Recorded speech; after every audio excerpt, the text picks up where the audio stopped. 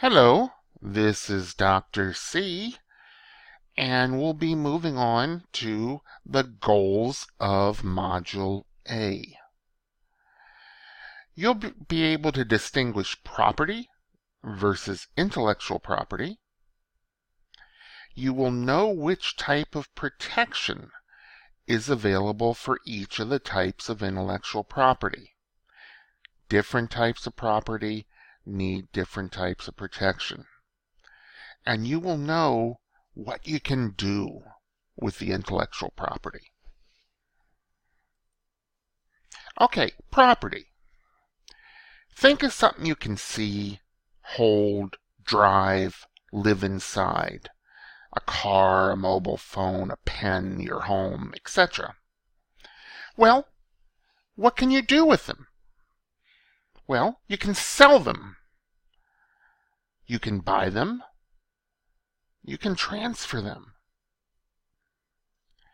Now, let's assume you cannot see, you cannot hold, you cannot drive, you cannot live inside, etc. What can you do with this? Well, you can sell, you can buy, you can transfer. So, intellectual property is the property of the mind, the property that was created by thought. So, the dictionary definition of intellectual property is a work or invention that is the result of creativity, such as a manuscript or a design, to which one has rights and for which one may apply for a patent, copyright, or trademark. It's not an idea, it's a work or invention. We're not going to talk much about international patents. I just want to give you the definition of intellectual property from WIPO, which is the World Intellectual Property Organization. IP refers to the creations of the mind, such as inventions, literary and artistic works, designs, symbols, names, and images used in commerce.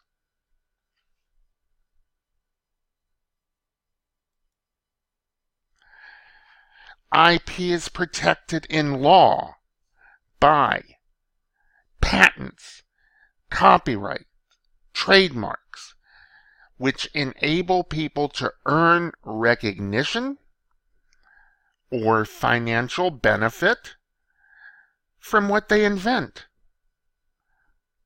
Makes sense? You invent something, it's useful, you should get something back because of it. So, by striking the right balance between the interests of the innovators and the wider public interest, the IP system aims to foster an environment in which creativity and innovation can flourish. So, history of property. Feudal system in England. You know, if you think of the movies where you see the castle and people are running into the castle, or things like Game of Thrones, that's sort of the feudal system in England. Later on, you could possess land. You could have physical control and the intent to exclude others. So you went from something that was sort of common property to now having your own little piece of land. Later on, it went to ownership, where the owner would hold title to the land. Just like if you buy a house, you own title to the house and the land that it sits upon. So, how can you get property? Transfer from others. Capture. In terms of capture, we're talking about things like adverse possession. What does that mean? In North Carolina, if you live conspicuously on a piece of land that is not yours for 20 years and nobody asks you to leave, then you have now captured that land. It's yours. Escape of fugitive resources. Now, we're not talking about escaped prisoners here. Let's talk about deer. You are hunting a deer on your land, and you're tracking it. And as you are tracking the deer walks over into your neighbor's property. Now, the law generally states that when that deer is no longer on your property, that's not your deer.